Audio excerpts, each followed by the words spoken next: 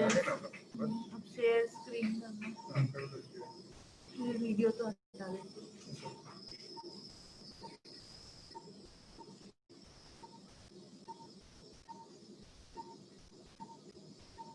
ये स्लाइड कब शेयर करनी है तो देखेंगे।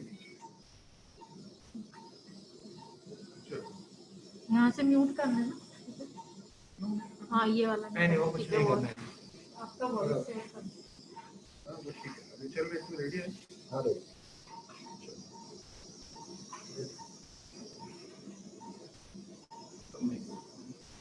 आपका इसका पासवर्ड है? हाँ दिखाए तो चालू कर दो, कितना लोग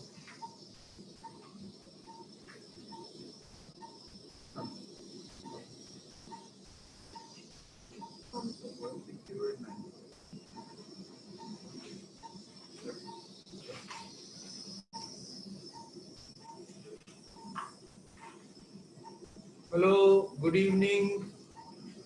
Welcome to this live EOS class. My name is Vinay Dhi, and this is the second installment of our live EOS classes. Today we'll be focusing on, can you minimize that? We'll be focusing on mediastinum and liver. Last time we did the pancreas from the stomach. So like this, slowly, one area we will pick up, and I will try to show you on a live case how we do the procedures. As you know, there are many ways of doing it, and there is no one right way. So the most popular one is the station approach. But there are many other methods. We normally do not follow the station approach. So the patient has come to us for EUS for biliary kind of pain. So we will use this patient for showing you the anatomy. If you have any questions at any time, please type in the Q&A, which is at the bottom of your screen, and we will answer it. So I am in the esophagus. So gentle endoscopy, go forward. I don't try to do an endoscopy when I'm doing EUS. I go straight to the GE junction, go into the stomach, and try to suck out whatever is there. So last time I showed you the movements that we do. So if you can focus on my hands a little bit, please.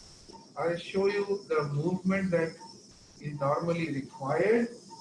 What you see in my left hand, the scope is in the sleeping position. My right hand is gently holding the shaft. It's not holding actually, it's just, I use this movement very often.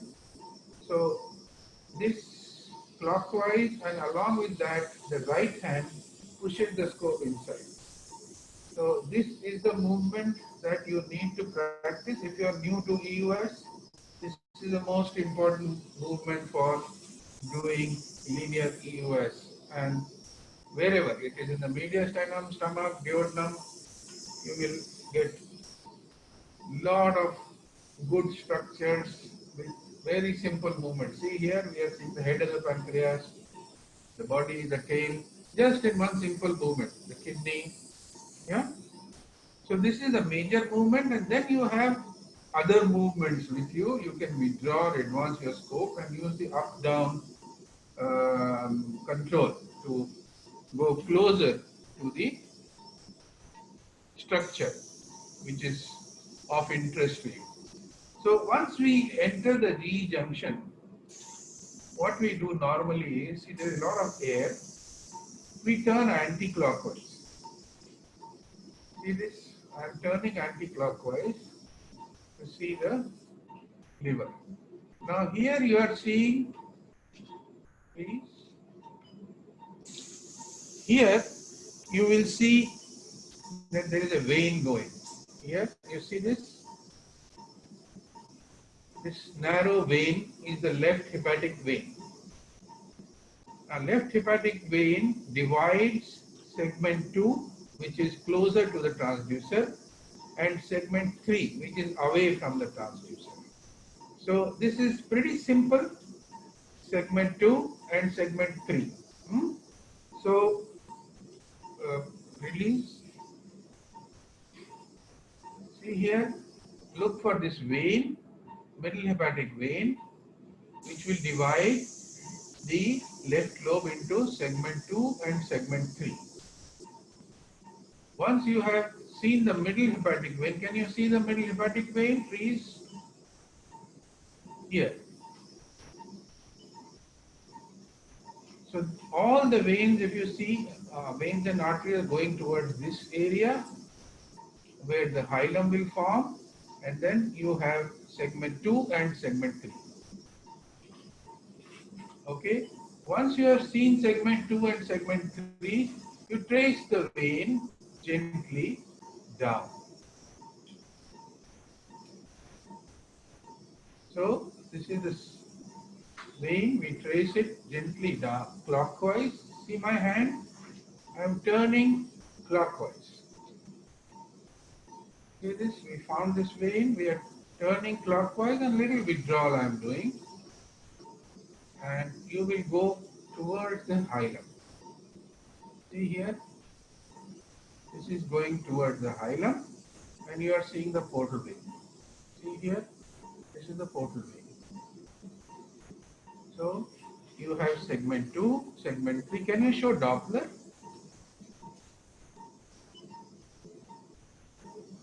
See here, you have this vessel dividing the left lobe of liver into segment 2 and segment 3, and we can trace it all the way down till the end of the tip of the liver. See here, I'm slowly using juggling movements up and down, and we are reaching almost till the end of the liver. This way you will pick up small metastases which are there in this area.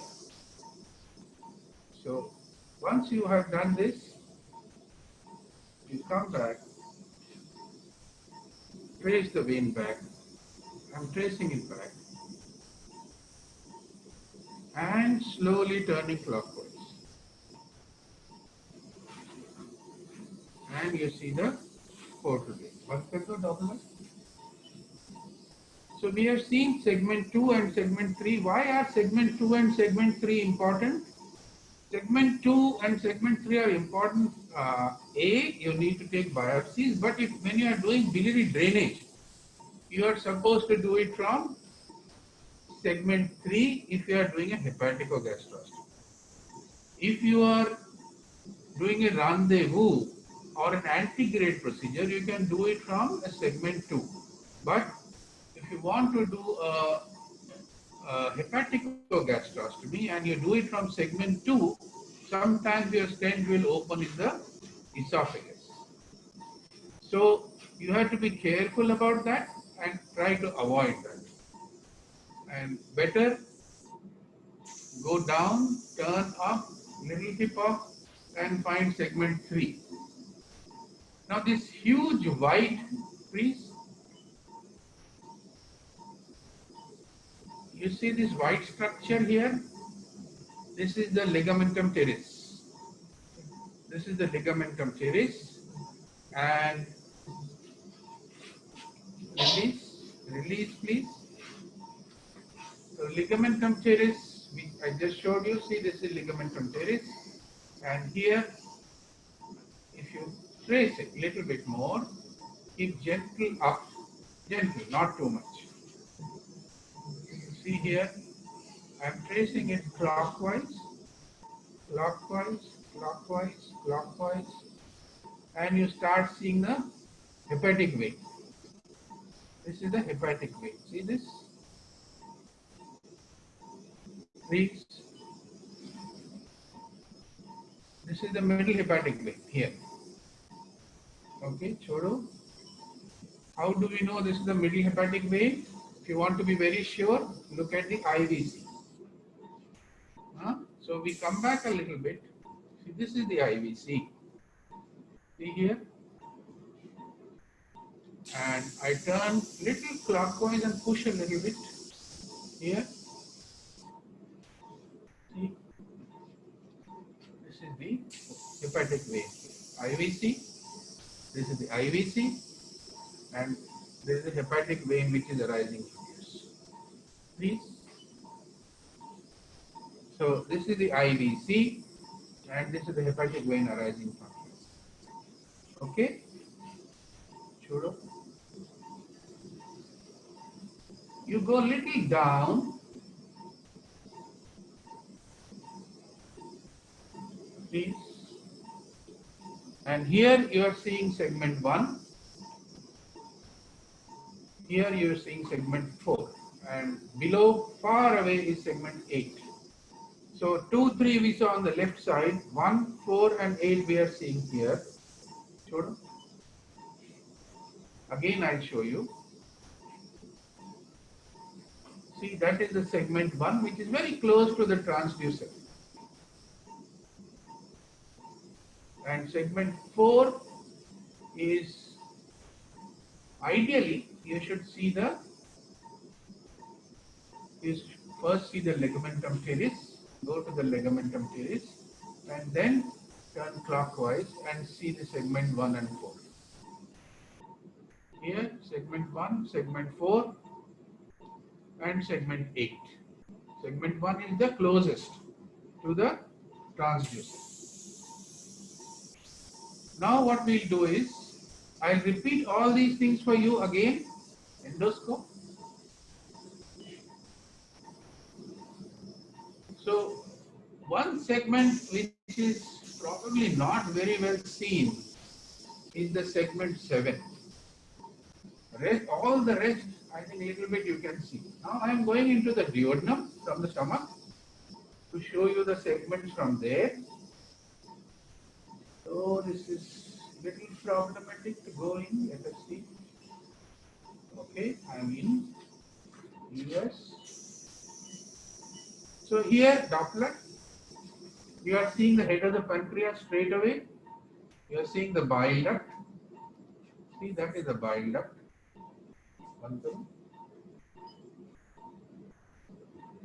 You can see a lot of air, please. So this is the bile duct. CBD. This is the head of the pancreas. This is the confluence of superior mesenteric and splenic veins, and the portal vein should come here. So you turn a little anti-clockwise. See my hand, just little anti-clockwise, and you start seeing the portal vein. Doctor, see, that is the portal vein. Band karo. Now what I will do is I will trace the portal vein by using anti-clockwise and little up movement. See, the portal vein is going towards the liver.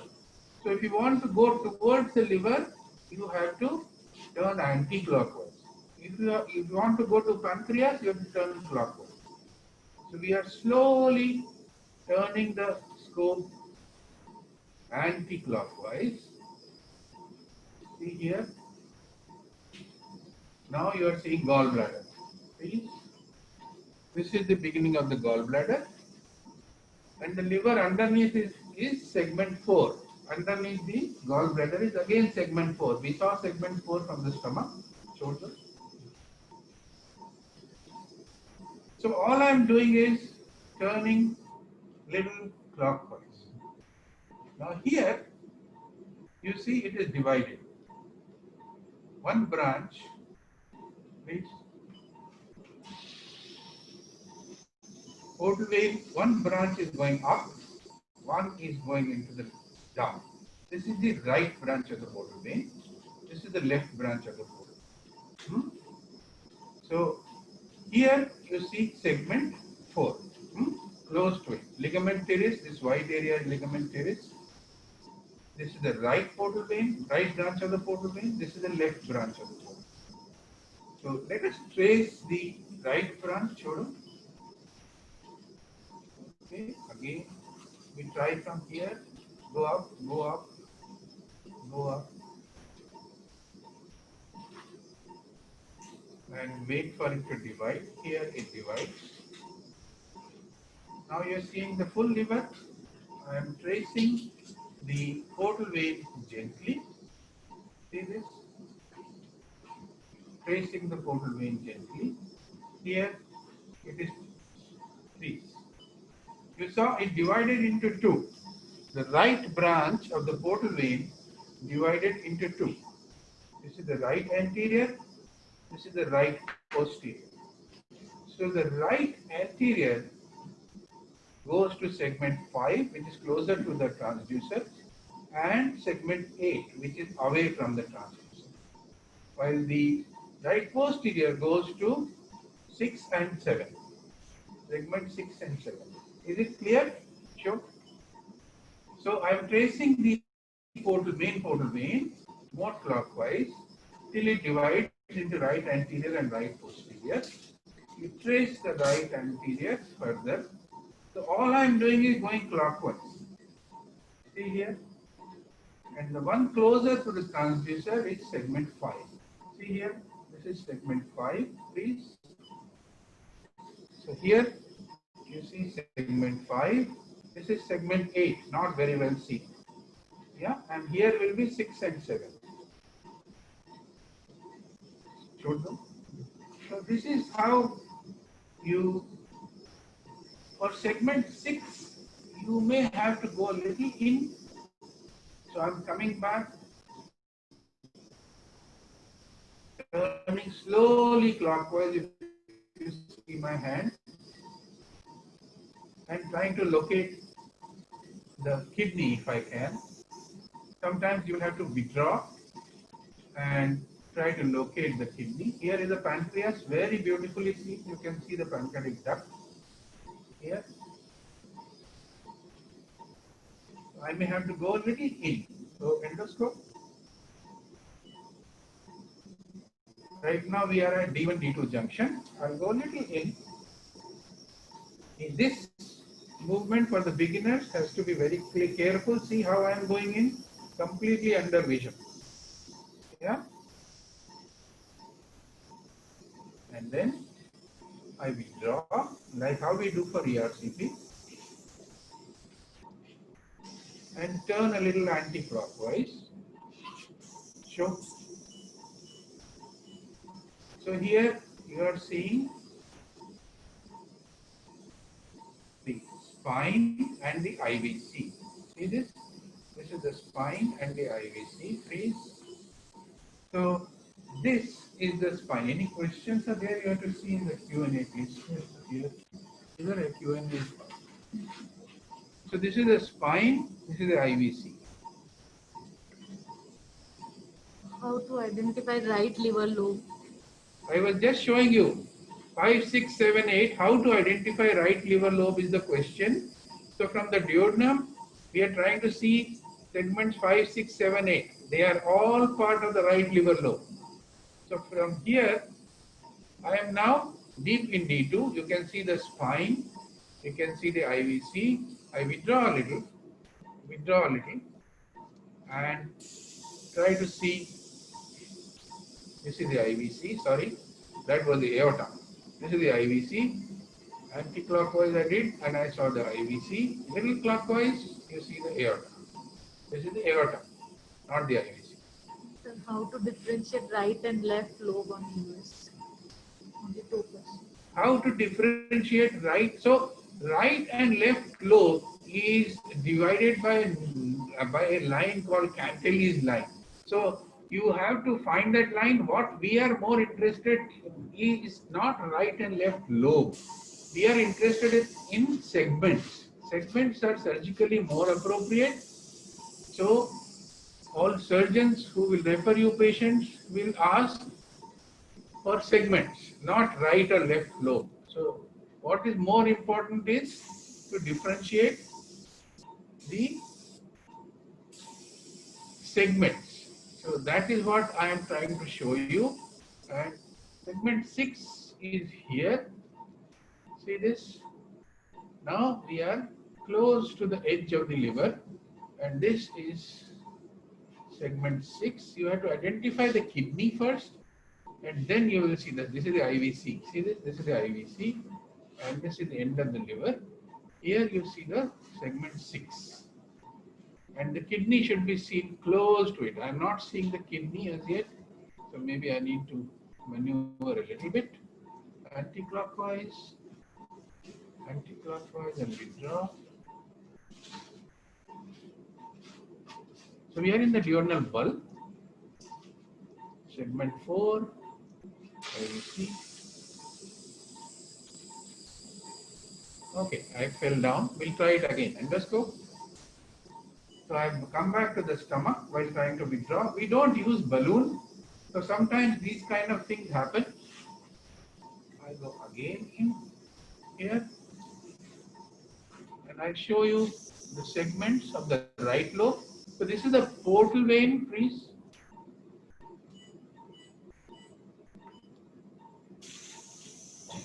This is the portal vein here. This is the confluence.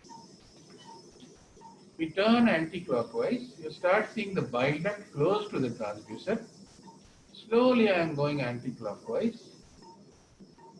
You see the gallbladder. The liver underneath is segment 4. So this is the gallbladder. This is the segment 4 here. And we are still following the portal vein here. Turn more. Slowly anti-clockwise. And here it divides. See here, right and left branch. The left branch is going down, right is going up. So you follow the right branch, more up. I am going more clockwise.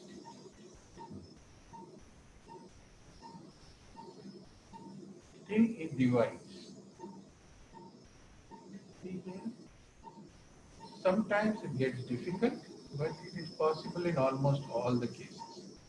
Little clockwise, anti-clockwise movements. See here, it divides here into anterior and posterior.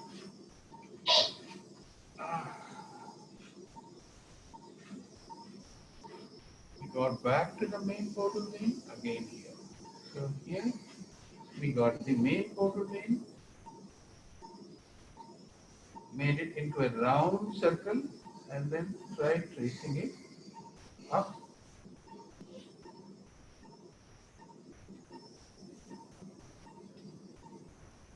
There.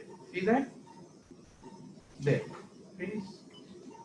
So here you have the anterior and posterior branch of the right branch of the portal vein.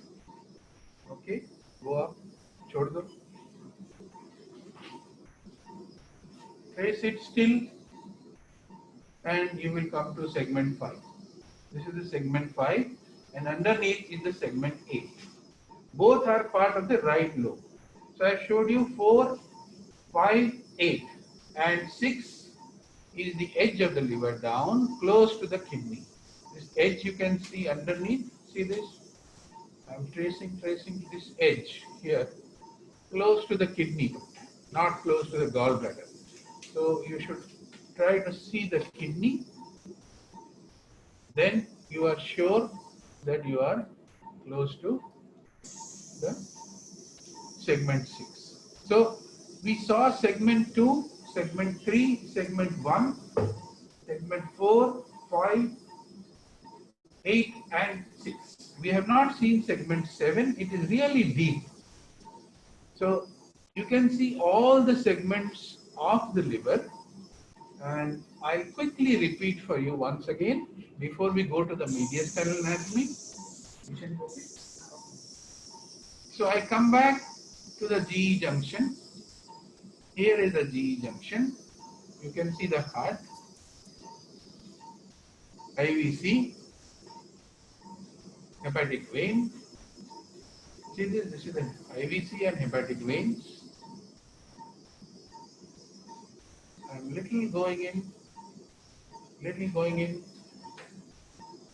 turning anti-clockwise, and I find a mini hepatic vein.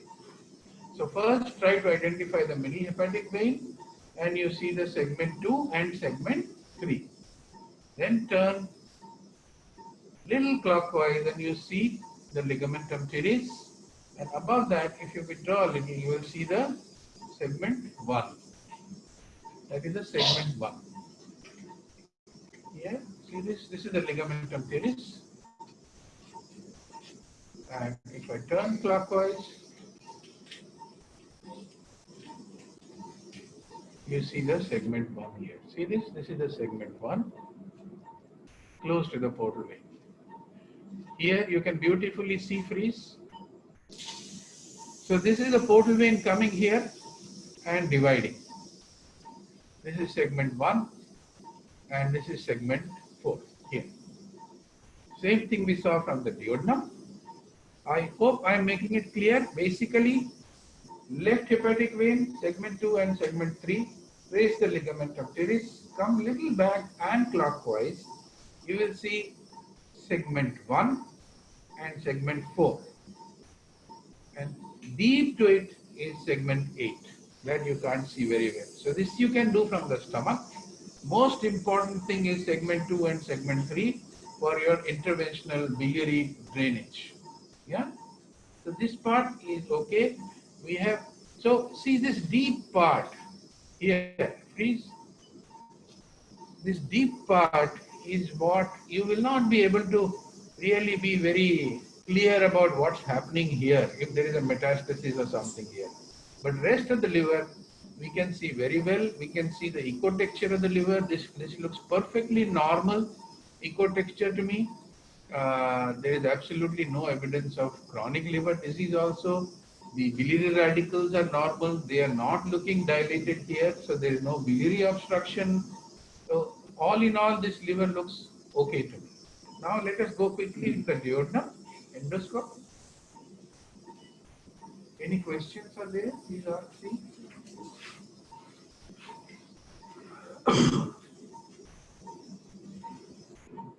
Okay.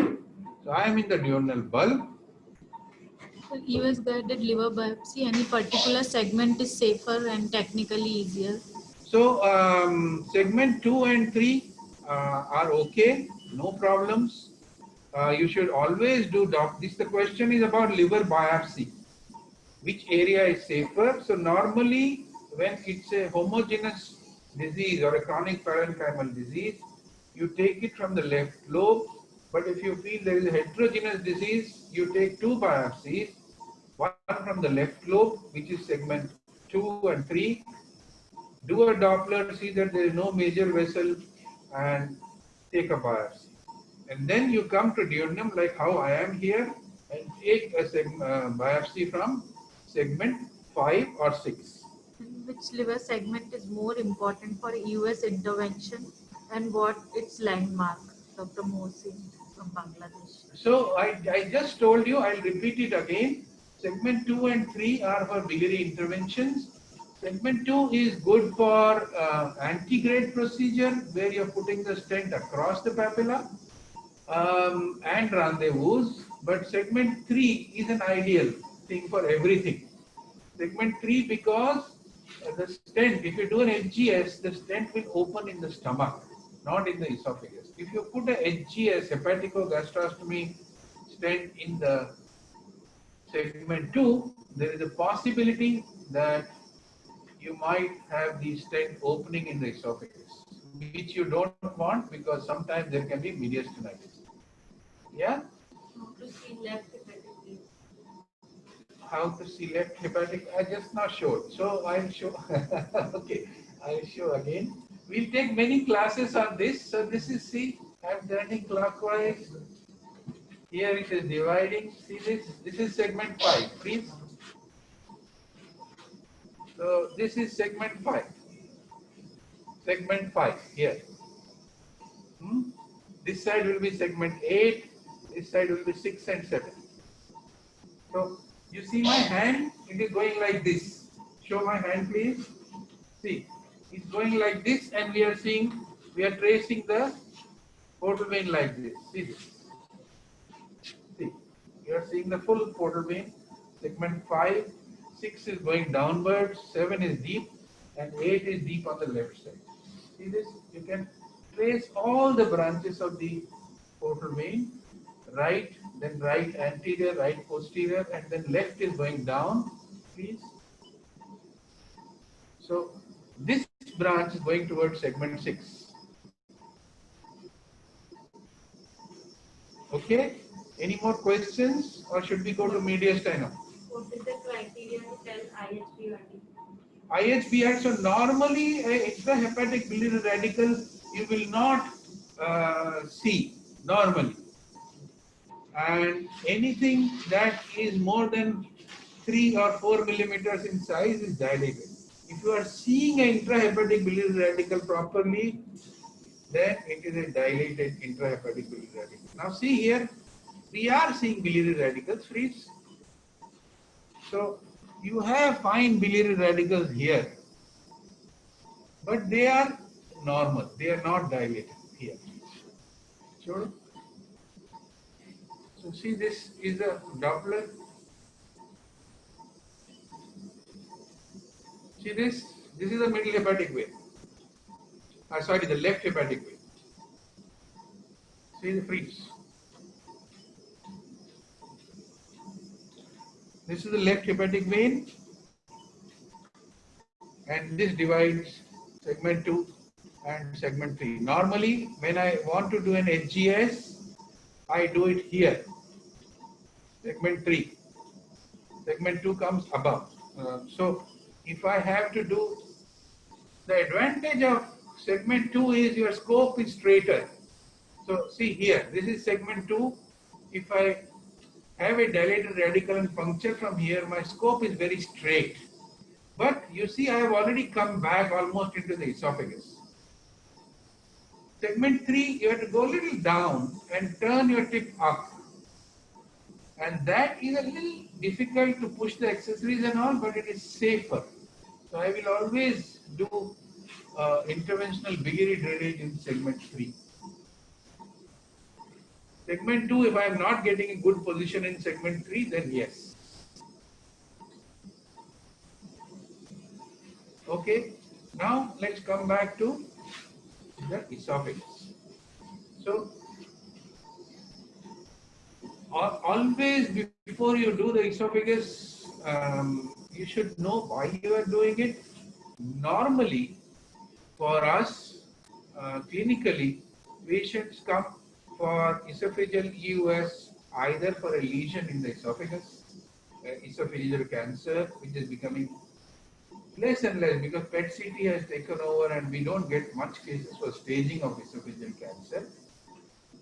More common is submucosal lesions in the esophagus, leiomyomas, cysts, other lesions. They come to us for EUS before we do any therapy.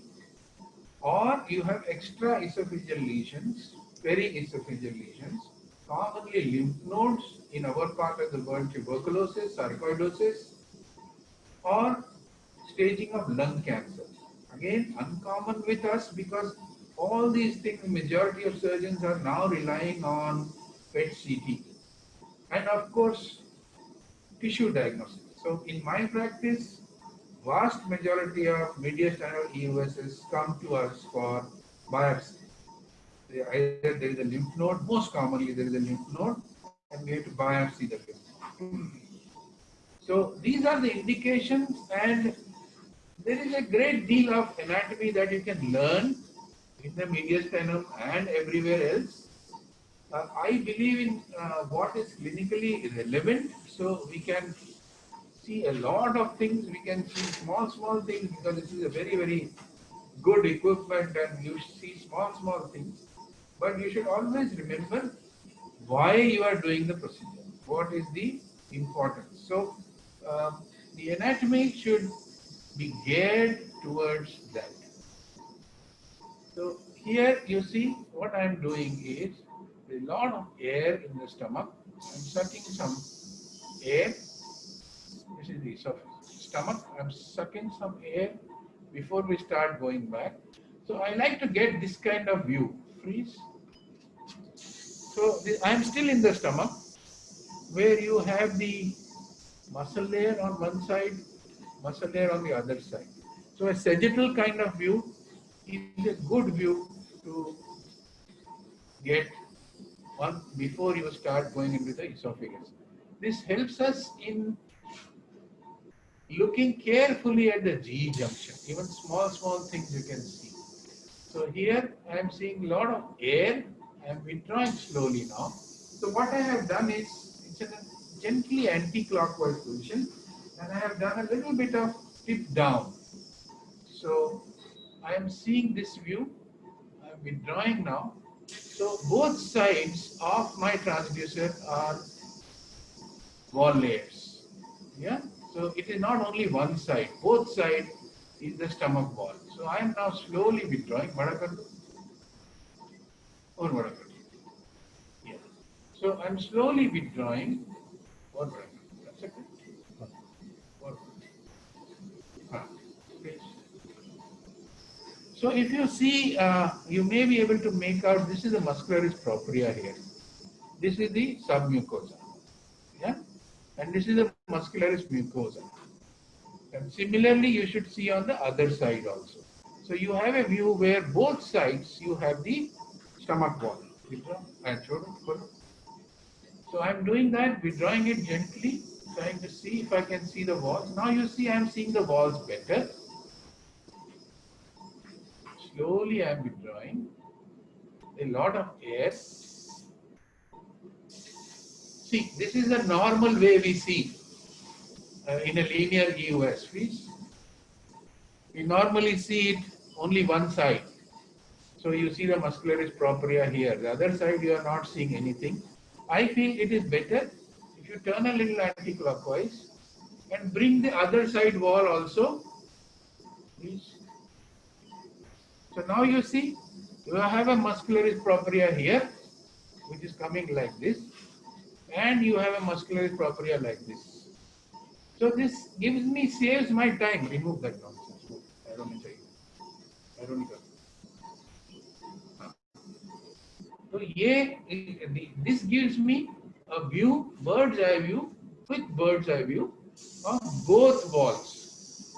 See this? I'm slowly withdrawing, and you are seeing the muscularis propria on both sides. So this gives us a sagittal section. See this, freeze? So you have a muscularis propria here, and you have a muscularis propria on the opposite side. And I'm getting a tubular view of the stomach. So slowly I am withdrawing. See here. And you are getting a better view of the anatomy. Now see, when I come back here, you are not seeing the sagittal view. So this is the area of the GE junction. We are in the esophagus, close to esophagus. See, this is the diaphragm. Here. See this? We come back. Still liver. This is the diaphragm. Please. You see this muscle? This is the diaphragm. This is the liver. Sure. So I am trying to get a sagittal view with the diaphragm. See this? There is some air, please. So here you are looking at a sagittal view, like how you see in the sagittal view the CT scan. You see the diaphragm here, and you see the GE junction completely. You can fill it with some water. It is extremely important, Chorde. It is extremely important for us to properly see the GE junction, please. Now see here, this is exactly like how you will see as if you have filled contrast and you are watching your CT scan. This is the wall on one side, this is the wall on the other side, and here is the lumen. So you see this is the bend of the GE junction, exactly. So turning anti-clockwise, withdrawing. You can also go all the way to esophagus and slowly start coming forward. That also can be done. But it is important to get a good view of the GE junction because small tumors can be missed. See this? You can see here both sides of the wall are properly seen. Then I go a little in. You see this? This is a GE junction like CT scan. Freeze. We are seeing some thickening here, mild thickening here. This is one wall going all the way down. This is the other wall going like this. So this is the narrow G junction area which should be properly investigated. Show you again. See this? It's turning here. See this? Please. So this esophageal wall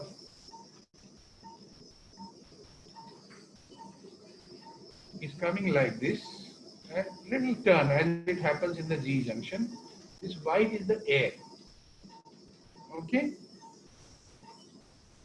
So now let's go to the standard method. This is the IVC as I showed you. Now what I am doing is I am using little up if you see my hand so that there is no air between the transducer and the esophageal wall and just turning clockwise counterclockwise to see what is happening. So this is the liver, this is the IVC, and here the IVC is entering the right atrium. थोड़ा छोटा कर और छोटा कर बस. So you have the right atrium, right ventricle, and the next structure is the left atrium. Please. So this is the left atrium. Here. This is the interatrial septum here. Not of much importance to us. We are not cardiologists, but these are curiosities. Then you withdraw. So I'm just keeping it a little anti-clockwise and a little up. And you start seeing the aortic outflow tract. See this? Please. This is the aortic outflow tract here. Yeah, left atrium, aortic outflow tract. Here, if you are careful, you can see the valves also and the coronary sinuses also. But all that, I don't know whether we need to do all that. So, see this? This is the aortic outflow tract. Now, see the valves? You can see the aortic valves very nicely.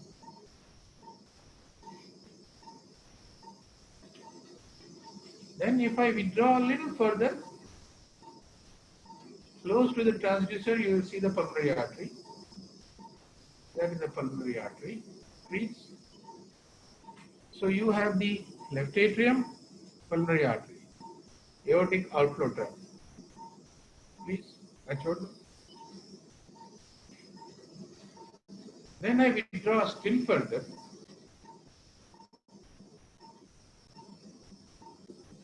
And you are seeing what is probably for us the most important area. That is the, please. So this area is the subcarinal area.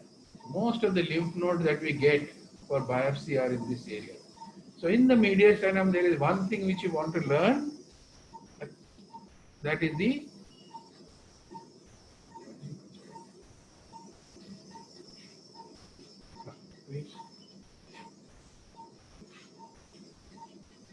subcarinal area. Now here you have an esophageal wall on that side, on the opposite side, and here you have the esophageal wall of the other side. So you are also seeing the esophagus properly, completely, because I am not keeping any air here. You are able to see the choto. See this? Bada karo. Or bada karo. Or bada karo. See? Please. Next. How are you? So the other wall also can be seen. Both the walls of the esophagus I am seeing. Please. This is the muscularis propria on one side. This is the muscularis propria on the other side. So you are seeing it like this is all esophagus. This is the anterior side because the heart is here. So this is the anterior side. That is the posterior side. So the aorta should be there. Aorta is posterior, as you remember. Sure.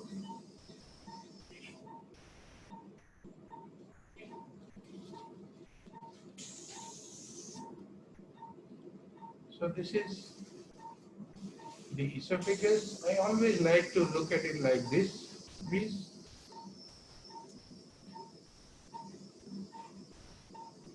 So it's a little different anatomy from those of you who are reading. This is aorta, this is the heart, and this is the esophagus in between.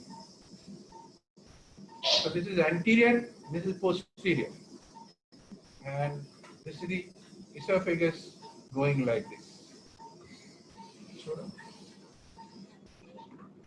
So we look at the subcarinal area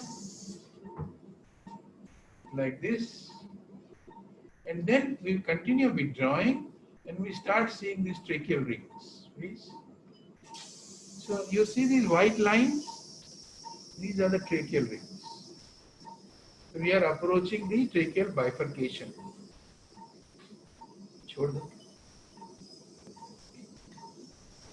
If you can trace, please. So this is the left bronchus, you see here, which is coming this side. Trachea is here. This is the left bronchus. Sure. It is. Withdraw still further, and you start seeing the tracheal ring properly.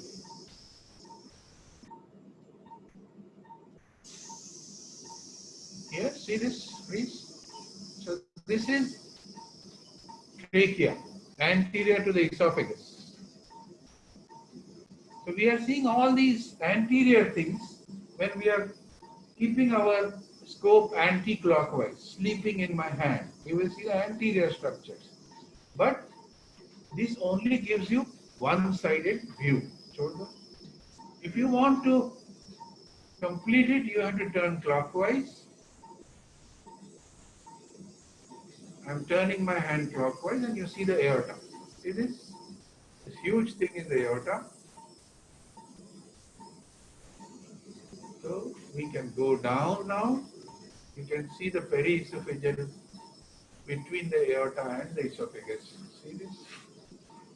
You see the aorta going all the way down.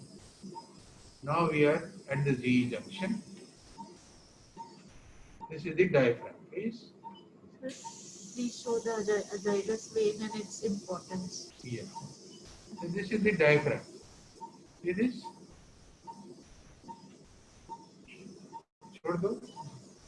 So you have traced the aorta. You see the intervertebral. These are intervertebral vessels which are supplying the vertebra. These are all things which are not of clinical relevance to us, but okay, we are seeing we can, have a look at them. So this is the aorta. We keep coming back. We keep coming back. We keep coming back. We keep coming back.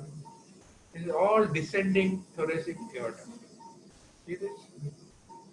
Behind the aorta, the white, intense white thing is the spine. Now you see the aorta is rounding up. Please. So this is the arch. See this? The aorta here is rounding, becoming like this. So we are approaching the arch of aorta. See this? This is the arch of the aorta. Yeah? You see, this is the arch of the aorta. Now, I have turned extreme clockwise. Please. What you are seeing, aorta, pulmonary artery. And this is the aorta pulmonary window. Sure. Did you understand? Once you start seeing the arch, you can turn clockwise, more clockwise, and push the scope a bit and do a little up, please. And you see the AP window. So here you have the station 4 of the lung cancer staging. Here you have station 5 and here you have station 6. So this is the AP window. Not of, again, nowadays at least I am not getting, Chodo, I am not getting cases for cancer staging at all after the PET CT has come. But this used to be a very important thing which used to be taught to us. I don't know whether it is of any use to us anymore. Similarly, somebody has asked about azygous vein. Here is the azygous vein. See that? That is the azygous vein. This is the azygous vein. It's of no relevance as far as I am concerned. It is good if you are planning some studies on portal hypertension, Chodu. But for me, in my clinical practice, it doesn't give me any information. I am more interested if there is any lymph node here which I can biopsy. There is some mass which I can biopsy. This is the spine. You can see the spine here. See this? And this is the azygous vein. Yeah? So now we are reasonably confident that at least whatever intracarinal, we have seen everything. You can see a lot of other things also if you try to trace. See, this is the beginning of the left common carotid, brachiocephalic. They will all start from here. You do more clockwise, you see the brachiocephalic, the neck vessel, but not much. This is the common carotid, see? Here.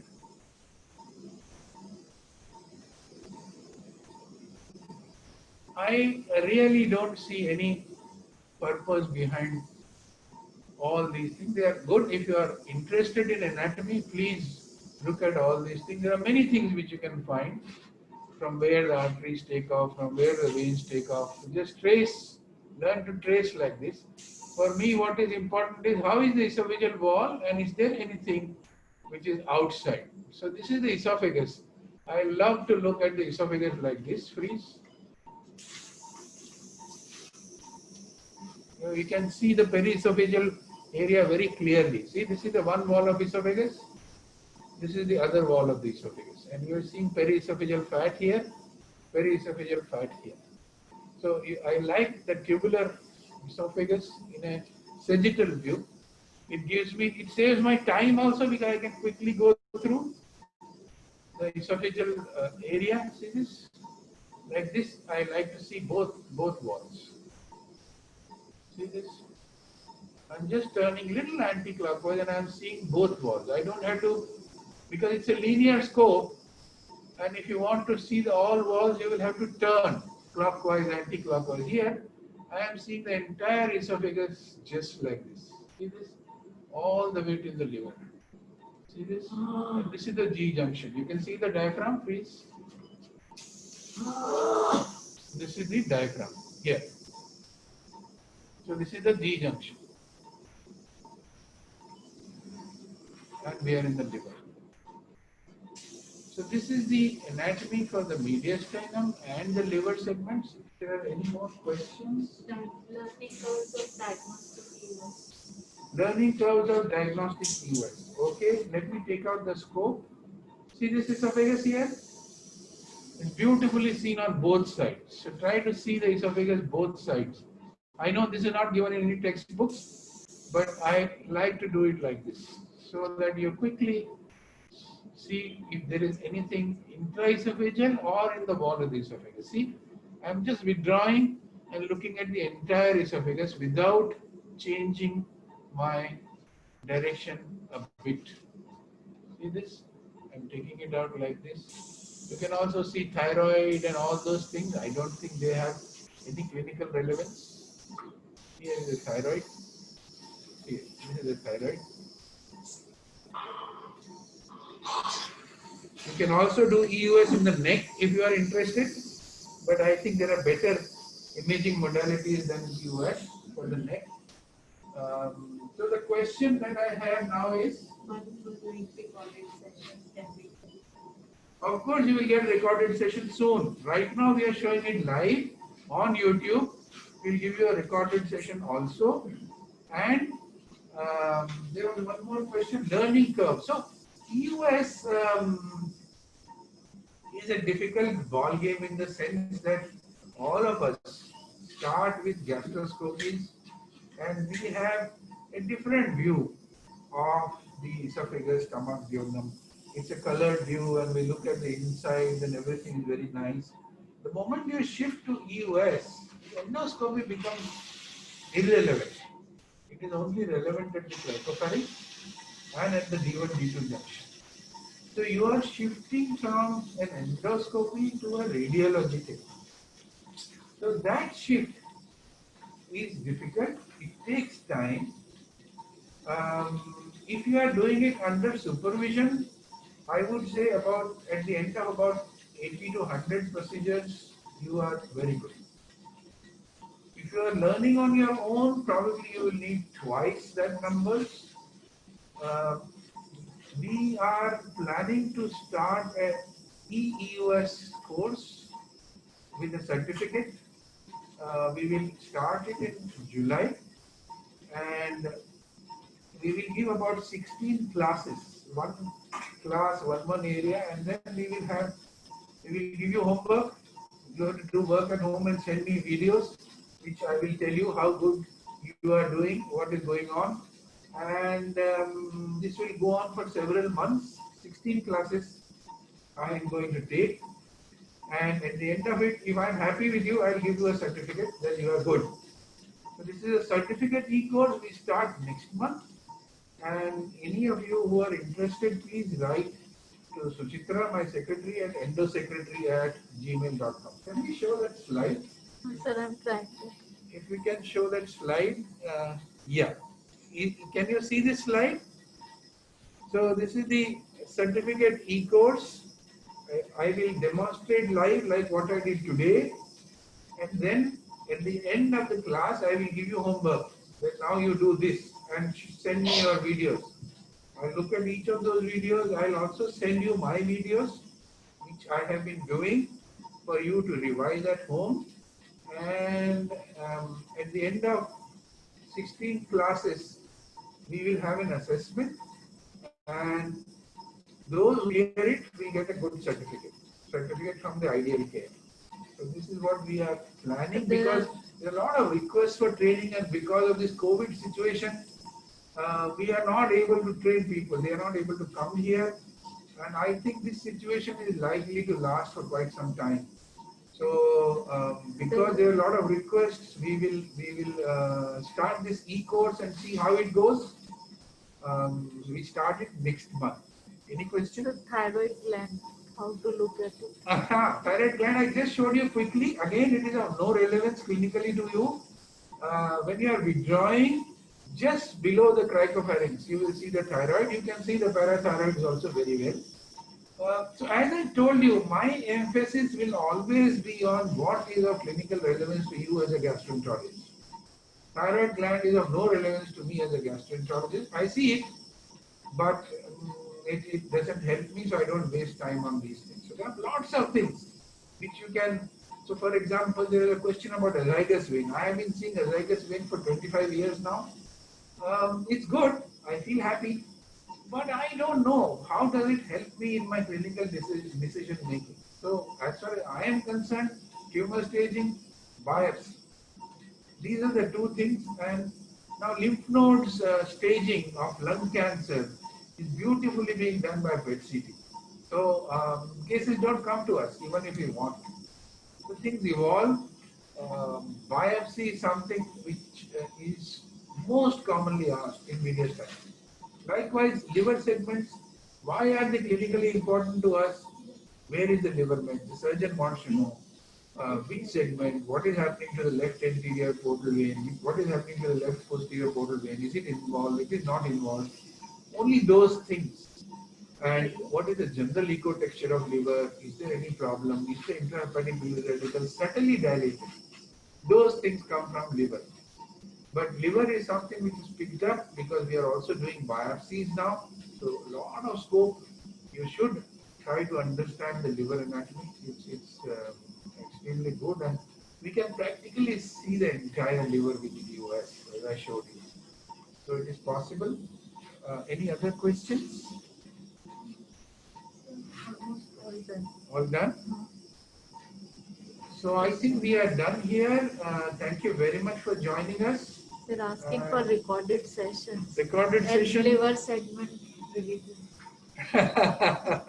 So liver segment, when you put your scope, you turn your scope anti-clockwise, you're looking at segment 2 and 3. So you have the left hepatic vein coursing above and below. So above is segment 2, below is segment 3. Once you have seen that, turn your scope little clockwise. You will start seeing the ligamentum teres. Follow the ligamentum teres and you will reach an area where you will start seeing segment 1 and segment 4. Then withdraw still further, you will see the IVC. From the IVC, you will see the middle hepatic vein going. So the area between the middle hepatic vein and the ligament is the segment 4, and the area closest to the transducer is segment 1. Then for the rest of the things, you go into the duodenum. You take the portal vein, start turning anti-clockwise gently, keep tracing it up. It divides into right and left portal vein. Trace the right portal vein further, it divides into right anterior and right posterior. When you trace the right anterior, right posterior is difficult to trace, but when you trace the right anterior, you will see branching into segment 5 and segment 8. For segment 6, ideally you should see the right kidney. So the liver just above the right kidney is segment 6, but you can otherwise also see the left hepatic vein, the lower branch, the left branch of portal vein divides. The lowermost branch goes to segment 6. Segment 7 is difficult to see by EUS. So this is all I can say quickly. We will keep revising it in our future things.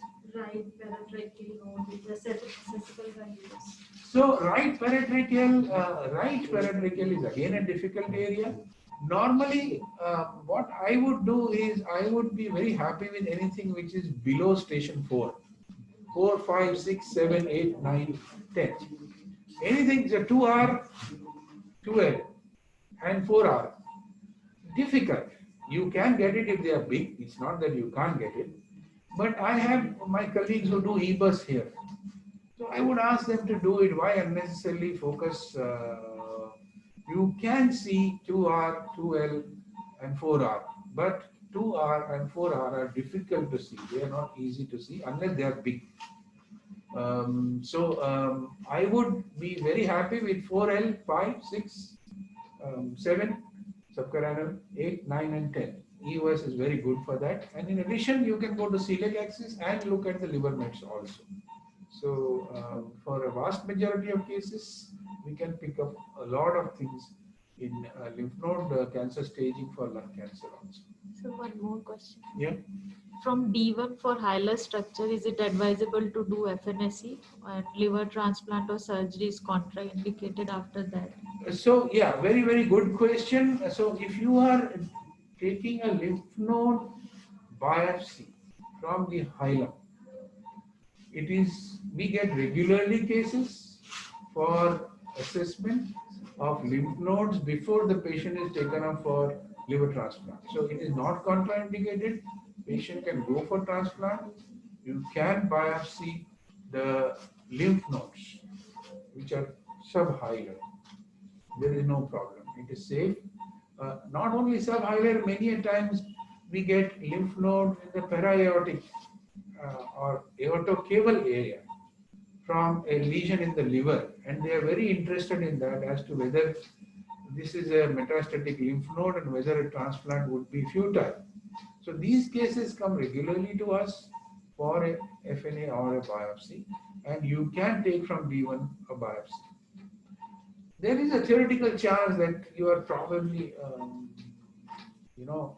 having seeding, but I am not aware personally of a case of a positive metastasis later on. They are in other areas, but not in this specific area. Okay, thank you very much. I will see you again soon. endosecretary@gmail.com. In case you are interested in the e-course, please write to us. Bye.